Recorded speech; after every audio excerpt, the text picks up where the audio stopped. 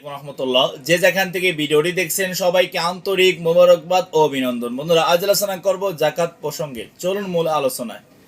জাকাত ফরজ হওয়ার জন্য শর্ত কি? জাকাত ফরজ হওয়ার জন্য শর্ত নিসাব পরিমাণ মালের মালিক হওয়া। জাকাত তখনই ফরজ হয় যখন নিম্ন প্রয়োজনীয় খরচ ও ঋণ বাদে আপনার কাছে অত্যন্ত 1 বছর নিম্নলিখিত পরিমাণ সম্পদ থাকলে জাকাত ফরজ, অন্যথায় ফরজ নয়। যেমন স্বর্ণ কমপক্ষে 7.5 ভরি 87.48 গ্রাম স্বর্ণ থাকলে জাকাত ফরজ হবে, অন্যথায় ফরজ হবে না। রূপা কমপক্ষে 52.5 ভরি 612.36 গ্রাম রূপা থাকলে জাকাত ফরজ হবে, অন্যথায় ফরজ হবে না। এখন প্রশ্ন হলো যে অন্য অন্য সম্পদ, কিছু টাকা আছে, কিছু স্বর্ণ আছে, কিছু রূপা আছে, এটা কি হবে?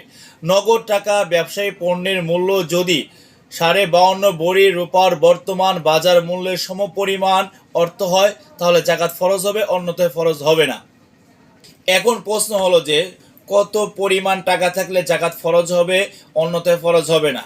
রূপার বাজার দর অনুযায়ী প্রায় 2,30,000 টাকার কাছাকাছি বা তার বেশি সম্পদ থাকলে জাকাত ফরজ হবে, অন্যথায় ফরজ হবে না।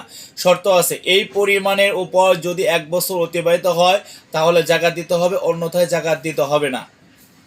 এখন প্রশ্ন হলো যে কত পরিমাণ জাকাত দিতে হবে।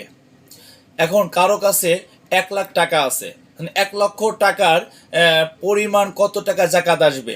যেমন 1 লাখ টাকার জাকাত আসবে 2,500 টাকা, 2.5 হারে এরকমভাবে জাকাত দিতে হবে। আল্লাহ সুবহানাহু ওয়া তাআলা আমাদের সবাইকে কোরআন সুন্নাহর মুওয়াফিক আল্লাহর বিধান আদায় করার তৌফিক দান করুন, আমিন।